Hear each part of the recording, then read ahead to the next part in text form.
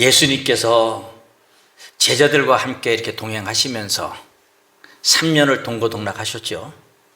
그런데 어느 날 제자들은 그 훌륭하고 위대하신 그 선생님이신 예수님을 모시고 살면서 앞으로 어떠한 고난이 있을 것이다, 예수님께서 십자가에 못 박혀 돌아가실 것이다, 이런 생각을 해본 일이 없어요. 근데 예수님께서 붙잡히셨지요? 고난 당하셨지요?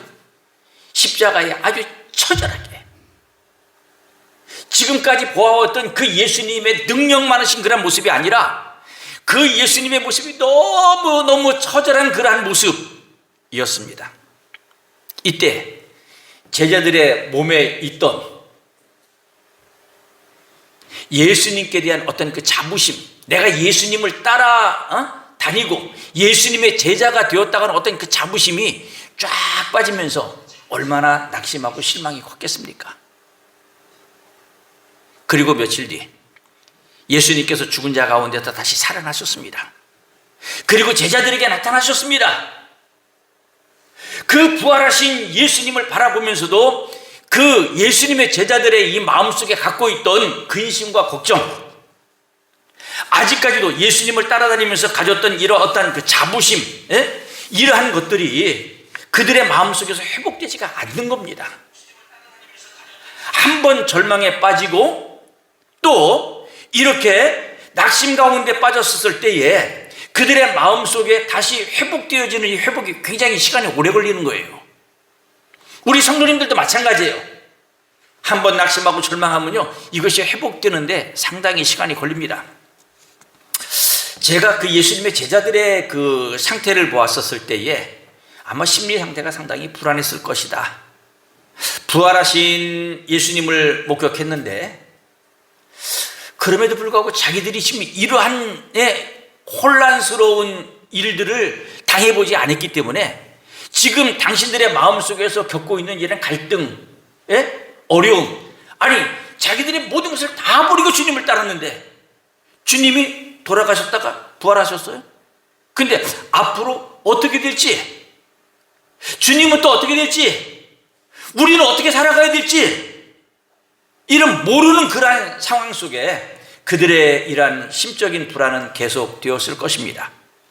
사실 그동안에 예수님과 함께 먹고 자고 기도하고 가르침을 받고 했는데 이제 부활하신 주님이 지금 당신들 앞에 지금 2번 나타났어요. 그런데 여전히 그때는 예수님과 동고동락하면서 예수님을 얼마나 가깝게 이렇게 생각했겠습니까? 그런데 예수님이 떠나가시고 난 다음에 그들의 마음속에 갖고 있는 허전함, 텅 빈 마음, 아마 이런 것들은 그들이 상당히 극복하기 어려웠을 거예요. 그런데 우리 주님께서 그 제자들에게 찾아오셨던 모습을 우리가 보게 됩니다. 우리는 먼저 예수님이 부활하신 후 곧바로 승천하시지 않고 이 지상에 40일간을 머물러 계셨습니다. 40일 동안 머물러 계셨던 이유는 많은 사람들에게, 예수님의 제자들에게 이 부활을 확신시켜주고 부활 신앙을 주시기 위해서 예수님께서 40일을 머물러 계셨고, 또 제자들에게 부활의 증인된 사명을 부여하기 위해서 우리 주님께서 40일 동안 이 지상에 머물러 계셨음을 보게 됩니다.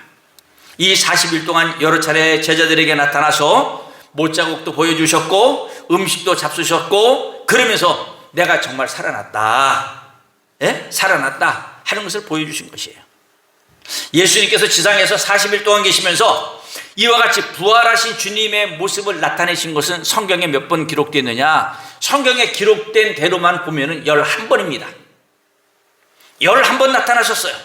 막달라 마리아에게, 또한 글로바와 그의 동행자들에게, 시몬 베드로에게, 또한 10 제자들에게, 도마가 참석한 11 제자에게, 디베랴 바다에서 500여 성도에게, 예루살렘 근처 감람산에서 11 제자에게, 뭐 등등 11번을 나타내 보이셨습니다.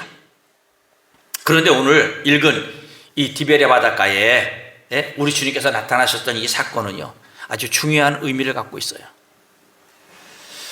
우리가 한번 보시겠어요? 그 요한복음 20장 30절 말씀을 봅시다. 30절 31절. 예수께서 제자들 앞에서 이 책에 기록되지 아니한 다른 표적도 많이 행하셨으나 오직 이것을 기록하면 너희로 예수께서 하나님의 아들 그리스도이심을 믿게 하려 하며 또 너희로 믿고 그 이름을 힘입어 생명을 얻게 하려 함이니라. 지금 요한복음을 기록한 기록 목적을 지금 여기에 서술해 주고 있어요. 사실상 요한복음의 결론이 여기에요. 이제 요한복음이 여기서 끝난 거예요, 사실상. 그런데 아니 21장을 지금 추가로 지금 쓰고 있는 거예요. 여기서 왜 21장을 추가로 썼느냐? 이 성경학자들의 이야기에 따르면요, 주님의 교회에 대한 관심, 베드로의 신앙 회복과 주님께서 그를 인정하심, 예? 그리고 사도 요한에 대한 헛소문에 대한 해명, 뭐 등등 이런 것들을 이야기하고 있다. 우리는 오늘 이 제자들이 왜 갈릴리로 갔느냐, 왜 갈릴리로 갔느냐 하는 점을 우리가 한번 생각하면서 우리가 은혜 받기를 원합니다. 제자들이 갈릴리로 가는 그 이유에 대해서 이제 성경학자들이 뭐 여러 가지 그런 이야기들을 합니다. 제자들이 신앙이 타락해갖고 사명을 버리고 세상으로 돌아갔다. 옛날 직업으로 다시 돌아갔다. 이렇게 설명합니다. 이 갈릴리는요, 어떤 곳이에요? 시몬 베드로에게 내가 너로 하여금 사람을 낚는 어부가 되게 하리라 라고 그에게 사명을 주시고 그를 불렀어요. 그 부름의 장소에, 사명의 장소예요. 안드레, 야고보, 요한을 주님께서 불러갖고 제자를 삼으셨던 곳이 바로 이 갈릴리 바닷가입니다. 지금 베드로는 이 그 바다로 고기를 잡으러 간 것입니다.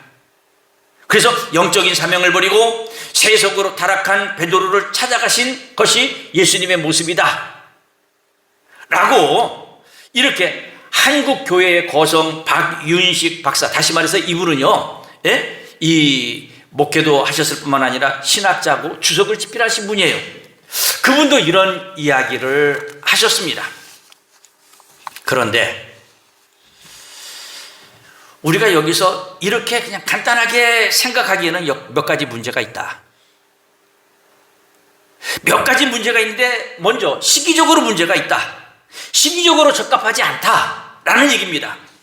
예수님이 십자가에 돌아가신 지 불과 지금 한 달 남짓 되었습니다. 그들은 주님의 부활을 분명히 목격했습니다.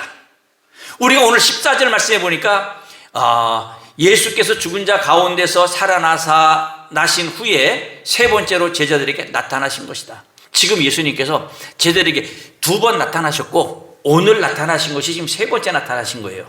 그러니까 오늘 이 말씀이 있기 전에 벌써 2번 나타나셔서 제자들이 부활하신 예수님을 2번 뵀어요. 아니 베드로도 2번 뵀어요.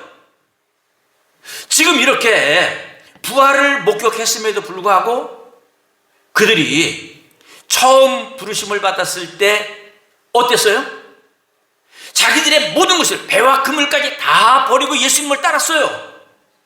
그런데 이렇게 주님을 따랐던 그 사람들이 예수님의 부활을 직접 확인한 후에 불과 한 달 만에 세상으로 돌아갈 수 있겠느냐라는 것입니다. 좀 더 심도 있게 베드로를 한번 생각해 봅시다. 이 베드로는요, 우리가 참 여기서 그 배를 타고서 고기를 잡으러 나갔다고 하는데 우리가 이 베드로의 신앙을 우리가 과소평가해서는 아니 된다. 왜 그런가 하면은 베드로는요, 당신 마음에 아픈 경험이 있어요. 어떤 경험이 있느냐? 우리가 마태복음 26장에 있는 말씀에 볼 것 같으면은 우리 주님께서 이제 그 기도하러 가시기 전에 이런 얘기를 했어요. 오늘 밤에 너희가 다 나를 버리리라. 이렇게 얘기할 때 베드로가 뭐라고 했는가 하면은 모두 주를 버릴지라도 나는 결코 버리지 않겠습니다. 예수님이 내가 진실로 내게 이르노니 오늘 밤 다굴기 전에 내가 3번 나를 부인하리라. 이렇게 얘기했어요. 그러자 이 베드로는요, 내가 주와 함께 죽을지언정 주를 부인하지 않겠습니다 라고 장담했어요. 그런데 어떻게 됐습니까? 예수님의 말씀처럼 가야바뜰에서 3번 예수님을 부인했습니다. 예수님을 부인하는데 3번째는 어떻게 했느냐? 그가 저주하며 맹세하여 이르되 나는 그 사람을 알지 못하노라 하니 곧 닭이 울더라 라고 마태복음 26장 74절에 말씀을 하고 있습니다. 이렇게 주님을 3번 부인한 후 그가 어떻게 했어요? 닭소리, 닭의 울음소리를 들을 때 그는요 울면서 하나님 앞에 회개했습니다. 며칠 후 또다시 타락할 만큼 철부지인 베드로가 아니다 라는 이야기입니다. 또 한 사람, 오늘 여기 말씀해 보게 되면요 2절에 보니까 시몬 베드로와 디두모라 하는 도마가 나와요. 도마는 어떤 사람이냐? 도마는 아주 사리가 분명한 사람이에요. 굉장히 이성적인 사람이에요. 다른 사람들의 말을 덮어놓고 믿는 사람이 아니에요. 다른 제자들이 부활하신 예수님을 만났는데 그 자리에 함께 있지 않았던 도마가 이런 얘기를 합니다. 내가 그의 손에 못자국을 보며 내 손가락을 그 못자국에 넣으며 내 손을 그 옆구리에 넣어보지 않고는 나는 믿지 않겠다 라고 이야기했습니다. 그리고 8일이 지났어요. 예수님께서 다시 제자들에게 찾아오시는데 그때 도마가 그 자리에 있었습니다. 이때 예수님이 도마에게 이런 말씀을 하셨어요. 내 손가락을 이리 내밀어 내 손을 보고 내 손을 내밀어 내 옆구리에 넣어보라. 그리하여 믿음 없는 자가 되지 말고 믿는 자가 되라. 아니 이 도마가요 그 예수님의 말씀, 자기가 전에 했던 그러한 이야기도 있는데 예수님께서 그 말씀을 아시고서 이렇게 자기한테 이야기하는데 자기가 지금 두 눈으로 똑똑히 예수님을 지금 바라보면서 그 손에 못자국, 예수님께서 보여주시는 허리에 창자국, 이걸 보면서 그는요 감히 손가락을 예수님의 손바닥에 찔러볼 수가 없었고 옆구리에 찔러볼 수가 없었습니다. 그는 그 자리에서 그냥 완전히 꼬꾸라지고 이런 얘기를 했습니다. 나의 주님이시요 나의 하나님이십니다. 지금 다른 제자들도 많이 있는데 지금 도마가요 시몬 베드로 지금 다음으로 지금 언급되고 있어요. 예? 이렇게 이 도마가 우리 부활하신 주님을 보고서 그 놀라운 충격을 받았고 이러한 나의 주님이시요 나의 하나님이십니다 라고 고백했던 도마가요 이렇게 쉽게 세상으로 돌아갈 수 있겠느냐? 시기적으로 안 맞는다는 얘기예요. 여기 또 2절에 보니까 3번째로 나타난 사람이 있는데 누구냐 하면요 나다니엘이에요. 나다니엘이라고 하는 사람은요 요한복음 1장 47절에 있는 말씀에 보니까 그 속에 간사한 것이 없다, 주님께서 인정하신 사람입니다. 그리고 세베대의 2 아들도 보통 사람들이 아닙니다.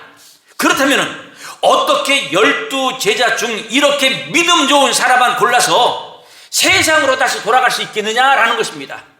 그것도 예수님께서 부활하신 그런 모습을 2번이나 보았고 우리 주님께서 부활하시고 난 다음에 지금 한 달여밖에 지금 되지 않았는데 어떻게 그들이 사명을 버리고 세상으로 돌아갈 수 있느냐? 그렇게 보기에는 너무 힘들고 어렵다라는 얘기입니다.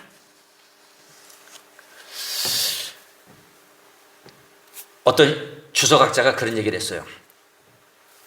왜 제자들이 갈릴리로 갔느냐? 우리 주님의 약속을 믿고 주님을 만나기를 기대하며 갈릴리에 머물렀는데 머물러 있으면서 그들은요 갈릴리에 누가 있어요? 자기의 혈육들이 있어요. 예. 그리고 갈릴리에 돌아가 가지고서 예수님을 기다리는데 너무 무료한 거예요. 그러니까 그들이 자기들의 가족들의 그 어떤 생계 문제라든가 또 그 무료함을 달래고 그리고서 그 바닷가가 또 어떤 바닷가예요? 예수님을 만났던 이 첫사랑의 장소예요. 그 장소를 잊지 못하고 그 자리에 갔다는 거예요. 예? 그러면은 우리가 다시 한번 생각해 봐야 될 것이 그들은 오히려 뜨거운 신앙의 열정으로 갈릴리에 가지고서 그물을 던졌다 라고 보는 것이 맞다. 왜 그러느냐? 우리가 마태복음 28장 10절 말씀해 보니까 주님은 여인들에게 당부하기를 이렇게 당부했어요. 가서 형제들에게 갈릴리로 가라 하라.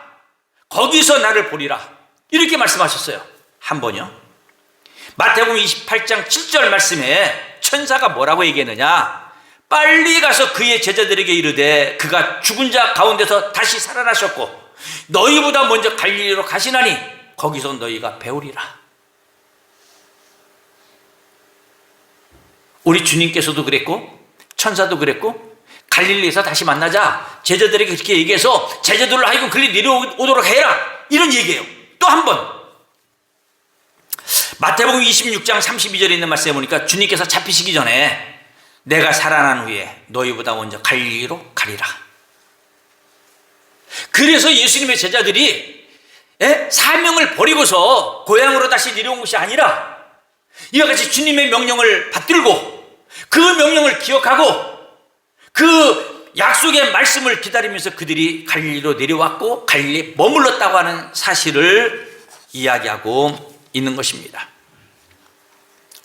사랑하는 성도님들, 갈릴리 바다는 어떤 곳이에요? 그들이 처음 부름을 받았던 곳입니다. 그들이 은혜 받았던 곳입니다. 그들이 사명을 받았던 곳입니다. 풍랑에서 건짐을 받았습니다. 물 위를 걷기도 했습니다. 그러니까 주님과 제자들 간에는 이와 같이 아주 뜻깊은 추억과 은혜가 있었던 장소가 바로 이 갈릴리 바다예요. 갈릴리는요, 제자들에게 바로 첫사랑의 장소였기 때문입니다. 우리 예수님도요, 그 예수님이 이제 그 탄생하실 때 헤롯에 의해 가지고서 2살 이하는 다 이제 죽도록 이렇게 명령을 내려 가지고서 예수님이 예수님의 부모님이 예수님을 피난시켰는데 어디로 피난시키냐? 애굽으로 갔어요.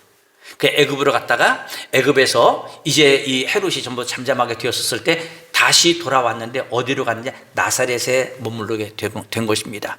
이 나사렛이 어디냐? 갈릴리 지역이에요. 예? 그래서 예수님께서 종종 그 유월절을 맞이해 가지고서 예루살렘에 가긴 했습니다마는 예수님은 이와 같이 어린 시절, 소년 시절, 청년 시절 모두를 갈릴리에서 보냈습니다. 그리고 요단강에서 세례를 받으시고 시험산에서 40일간 금식기도 하신 후 갈릴리에 오셔서 전도를 시작했고 갈릴리 바다에서 제자들을 선택하셨고 제자들을 사랑하셨고 제자들의 사랑과 존경을 받았고 그리고 그것이 하나님의 말씀을 증거하신 예수님의 복음의 사역의 현장이 갈릴리였어요. 그러니까 예수님도 이와 같이 내가 갈릴리로 가노라 했던 우리 예수님의 그런 마음도 갈릴리는요, 당신의 사역의 전부였던 장소예요. 그러니까 예수님도 갈릴리가 그렇게 중요했고 예수님의 제자들도 갈릴리가 그렇게 중요했고 그래서 갈릴리에서 다시 만나자. 제가 예를 들어서 말씀을 드립니다. 사랑하는 젊은 두 남녀가 있습니다. 바다가 멀지 않은 곳에 그들이 살았기 때문에 주말이면은 서로 만나가지고서 바닷가에 가서 파도 치는 모습도 보고 그리고서 함께 손을 잡고 걷기도 했고 그곳에서 사랑을 속삭였고 때로는 그곳에서 조개를 줍기도 했고 또 바다에서 이렇게 배도 타고 즐기기도 했고 해가 지는 노을을 바라보면서 그들은 미래를 약속하기도 했습니다. 어느 날 남자친구가 교통사고로 사망을 했습니다. 이 여자가 그 남자친구가 죽도록 보고 싶을 때 어디로 가겠습니까? 화장한 화장터로 가겠습니까? 그의 무덤에 가겠습니까?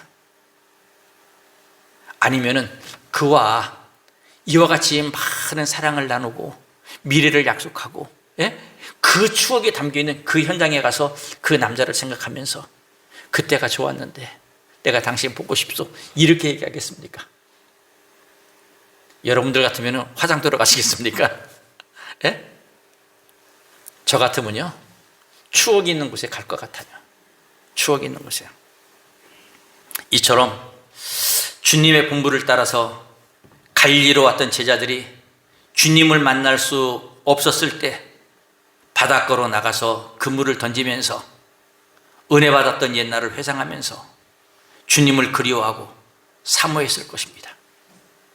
그들이 그물을 던졌지만은 고기를 얼마나 많이 잡느냐 이게 중요한 게 아니라 거기서 그물을 던지면서 우리 주님을 생각하고 주님께 받았던 은혜를 생각하고 주님께서 베풀으셨던 사랑을 생각하고 주님께서 우리에게 베풀으셨던 그런 사명을 생각하면서 그들이 그물을 던졌을 것입니다.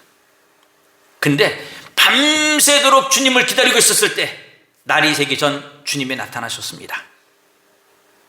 그들은 맨 처음에 주님을 알아보지 못했죠. 근데 주님께서 말씀하셨어요. 얘들아, 너희에게 고기가 있느냐? 그물을 배 오른편에 던지라 라고 말씀하셨습니다. 그때에 한 제자가 뭘 하겠습니까? 예수님이시다 그랬더니 뭘 하겠어요? 베드로가요 겉옷을 입고 그냥 바다로 그냥 뛰어들었어요. 예수님이 이렇게 쫓아갔어요. 그러니까 지금 이런 모습을 볼 때 어떤 모습이에요? 그만큼 예수님을 사모하고 지금 기다리고 있었다는 그런 모습이 아니겠습니까? 예수님의 제자들, 제가 그 서론에 얘기했잖아요. 그들의 그 심리적인 상태가 굉장히 불안정했다.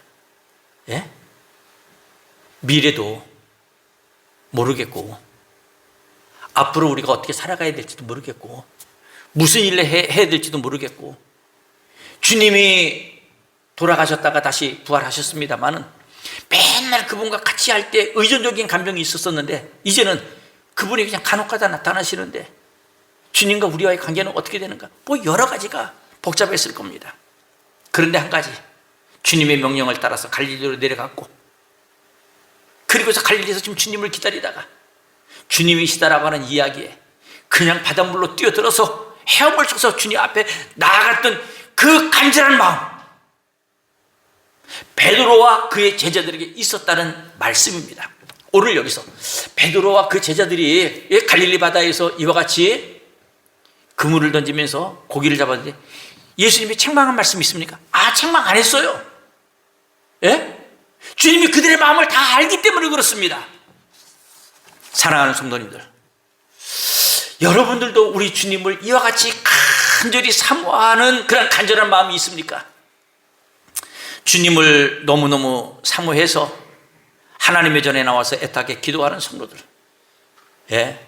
제가 이제 이 코로나 시대를 맞이해가지고서 우리 성도님들에게 새벽 예배 나오세요 강조하지 않았어요. 뭐 특별 새벽 기도해야 한다고 그래가지고서 우리 본당에서 하겠습니다. 자발적으로 그냥 오시도록 그냥 이렇게 요청을 했어요. 그럼에도 불구하고 시간마다 하나님의 전에 나와서 하나님께 간절히 기도하는 그런 성도들을 볼 때 정말로 저 성도들은 우리 주님을 너무너무 사모하고 있구나. 하나님의 성전을 너무너무 사랑해서 교회를 돌보는,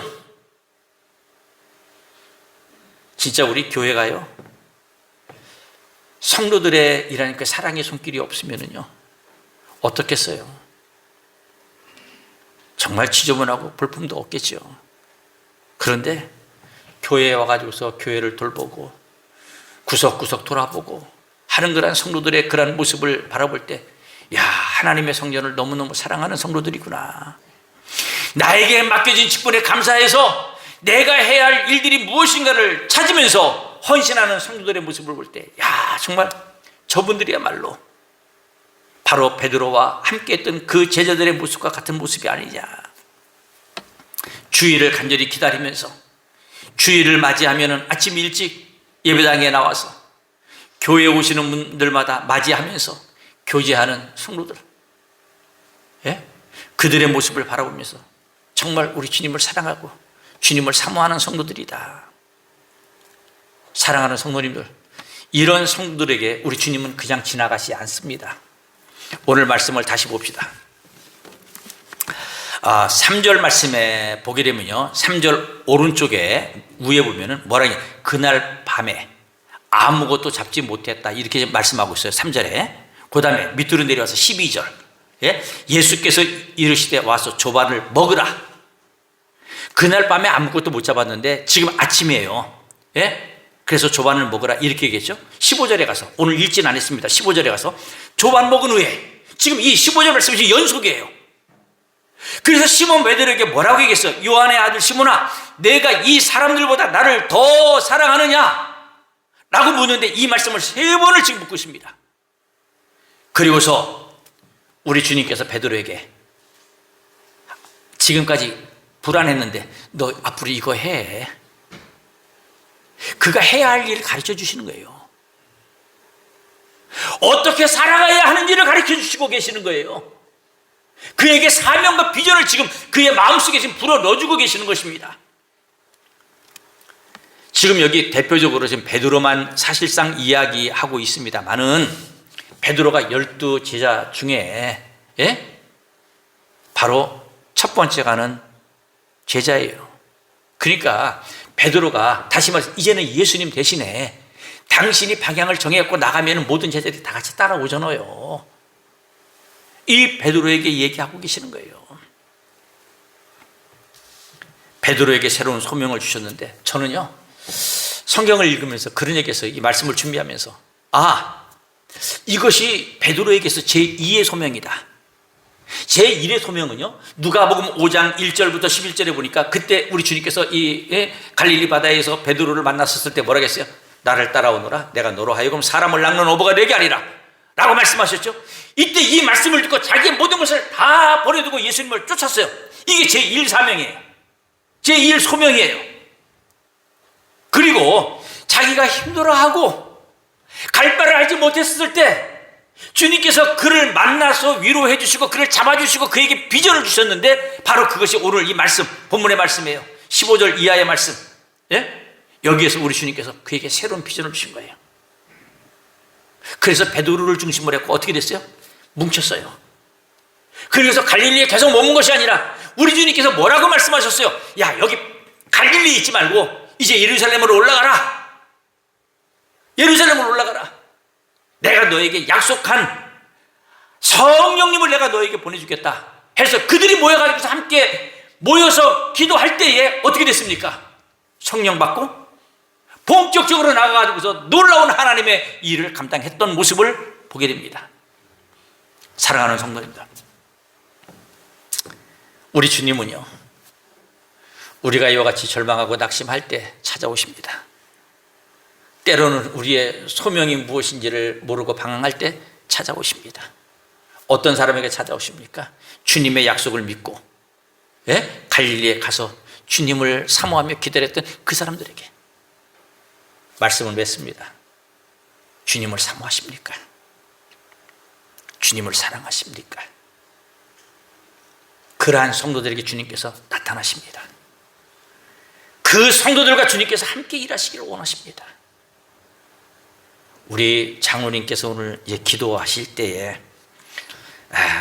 참 코로나19 때문에 우리 교회가 지금 여러 가지 해야 할 일들이 굉장히 많이 있는데 지금 못하고 모든 것이 다 멈춰 있어요.